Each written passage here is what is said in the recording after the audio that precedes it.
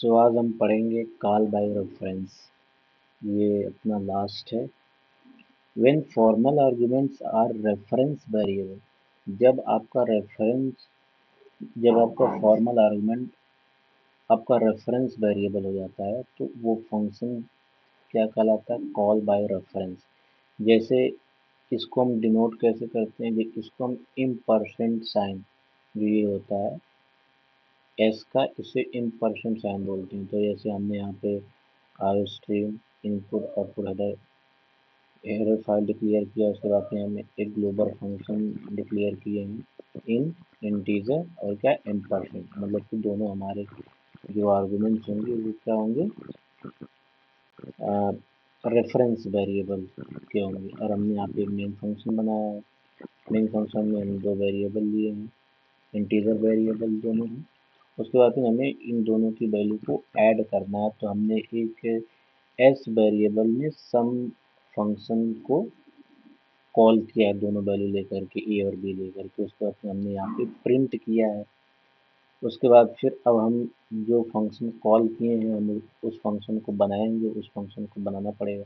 तो हमने यहाँ पे फंक्शन क्या किया, बनाया है ये वाला फंक्शन, ये इन सम, और यहाँ पे इंटीजर इम्परसेंट एक्स और इंटीजर इम्परसेंट वाई। अब हम इसी एक्स और वाई को क्या करेंगे? रिटर्न करेंगे ऐड। हमें इसका सम चाहिए तो हम रिटर्न कर रहे हैं एक्स प्लस वाई।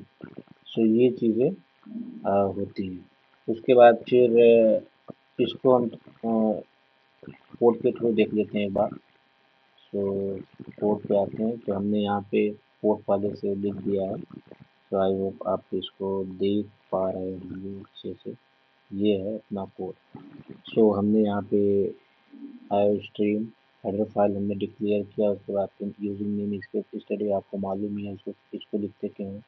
इसको हम लिखते हैं जो आपका ये सी आउट और जो आपका सीन जो होता है उसे डायरेक्ट लिखने के लिए, विदाउट एसटीडी।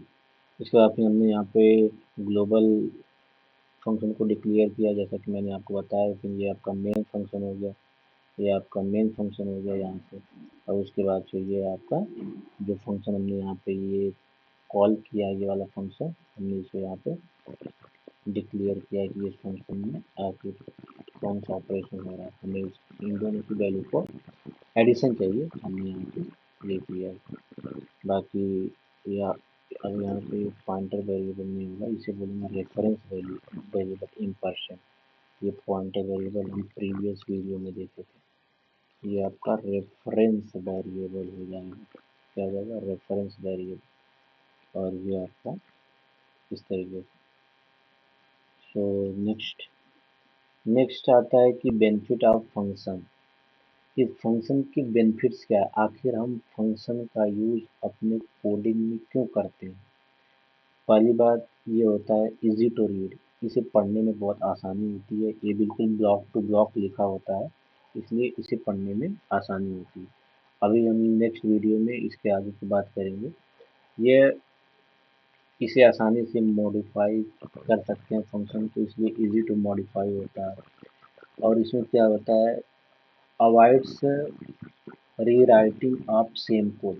जैसे क्या होता है कि आप किसी आउटपुट के लिए सेम कोड को बार बार लिखते हैं, तो ये आपको फंक्शन बनाने से आप उस चीज़ के लिए बच जाते हो।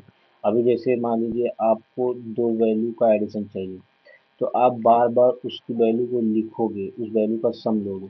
लेकिन अगर आप एक बार फंक्शन डिक्लेयर कर दोगे तो आपको सिर्फ वैल्यू देना होगा, वो आपको एडिशन करके आउटपुट डायरेक्ट देगा।